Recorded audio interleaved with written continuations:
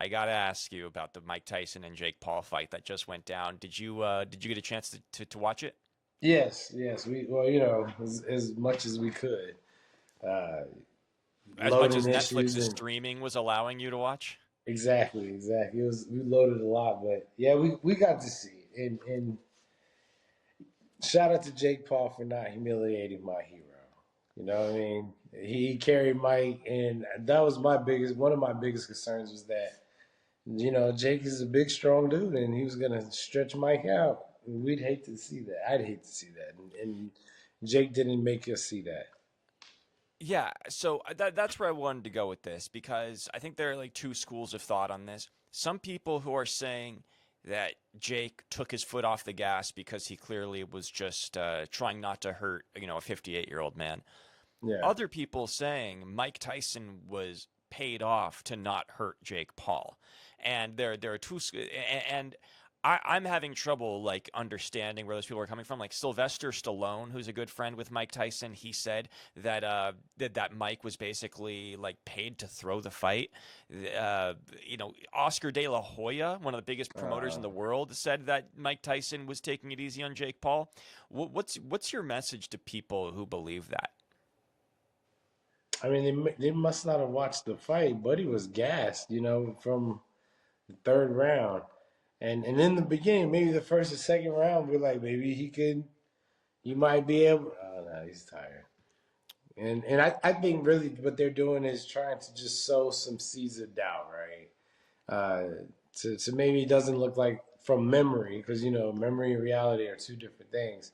People's memory, like maybe, oh, he did pull it, yeah, did the like, and then now you have a clip where it looks like Mike Tyson pulled the right hand, Right. when really he was just too tired to throw that right hand.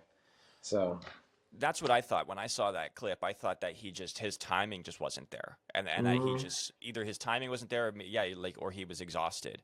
And in my response though, when you mentioned how good on Jake for not trying to humiliate him, Mike was going through a blood transfusion. Apparently, he tweeted after the fight that he got a blood transfusion Yeah, when he had like a what was it, a hernia? Not a hernia. I'm he sorry. said he had 8 blood transfusions. Yeah, right. Like And Buddy he almost died. and they knew that at the time. Like Jake Paul and them knew that. So if you're afraid of hurting them, my pushback would be like, why make the fight at all if you know that this guy's going through it? Do you still feel like it was like a good? Do you still feel like it was okay that they decided to go through with that fight, even if Jake Paul didn't want to hurt him in the end? Yes, yes, it was good that they still went through it. Now that nobody got hurt, and Mike Tyson, from what I understand, is fine.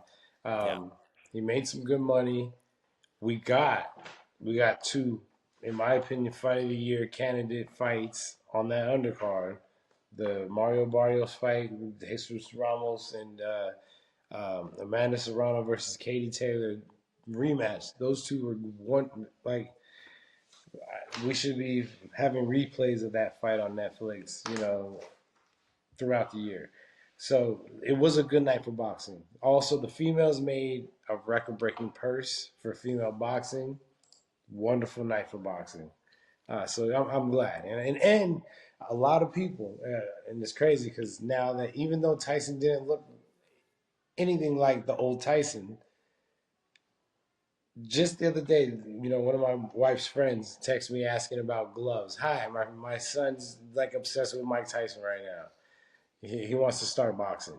Right. What kind of gloves should I get? You know what I mean? So they went to go see what Tyson's all about, and they went and they saw that the '80s '90s Tyson, who was the monster. The guy, I mean, like I said, he was one of my heroes growing up, and so that was very good for boxing.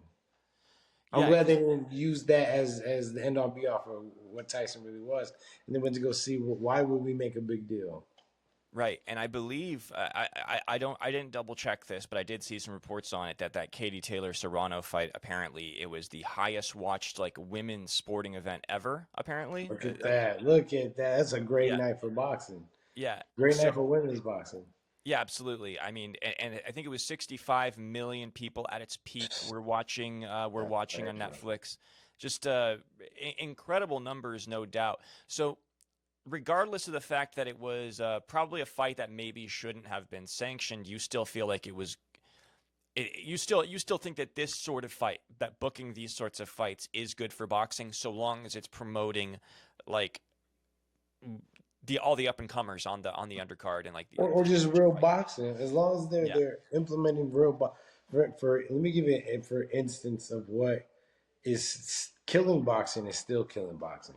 Floyd Mayweather, the circus that he's putting on doesn't have an ounce of real boxing in it, whereas as I said before, Jake Paul gave us two Fight of the Year candidates, some record breaking purses, record breaking views for some real boxing.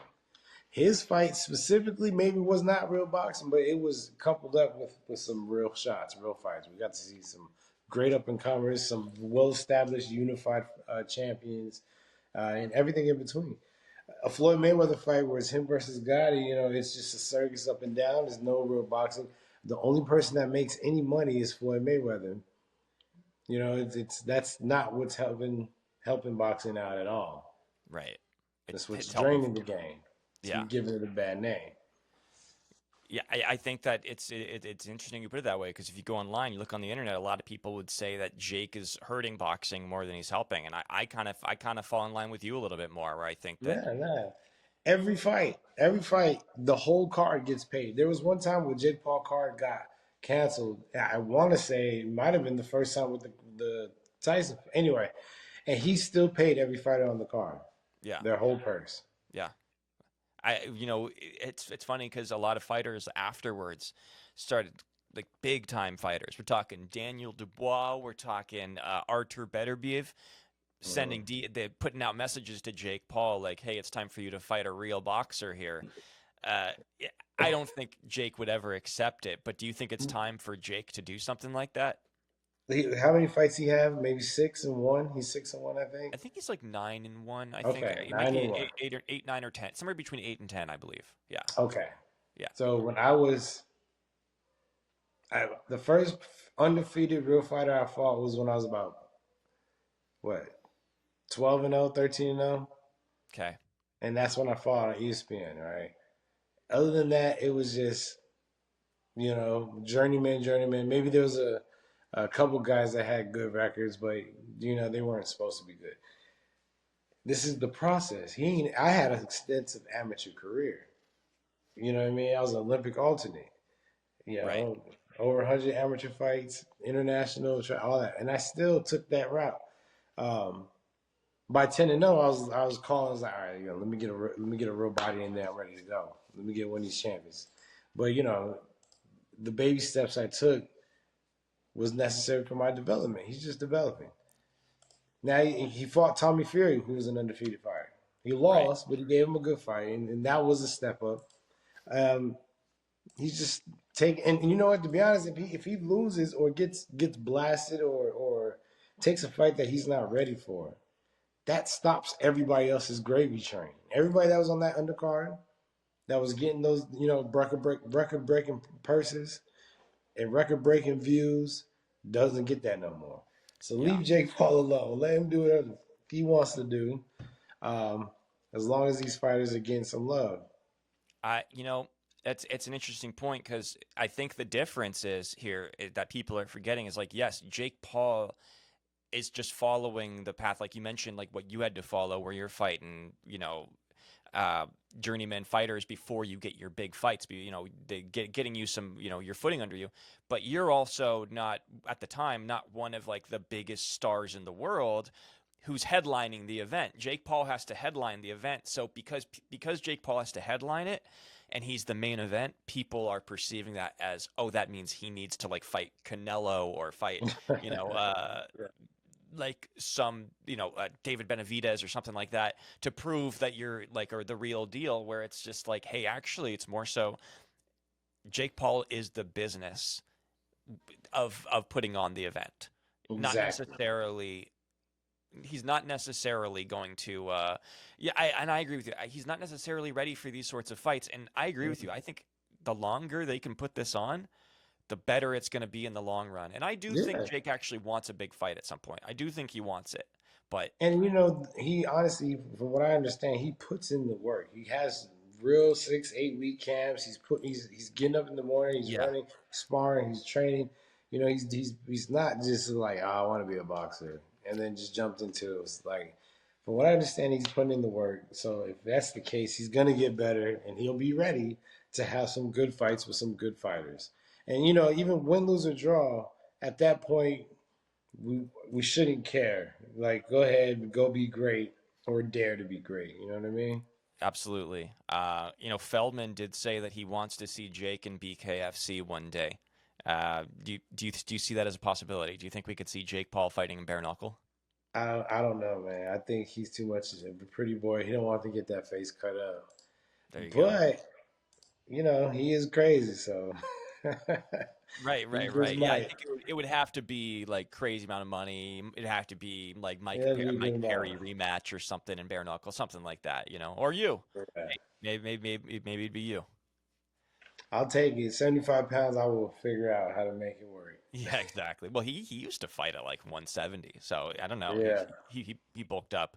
Maybe Um, he could stay off the extra sauce, and he'll lose some of that weight real fast. there Watch. you go. There you go.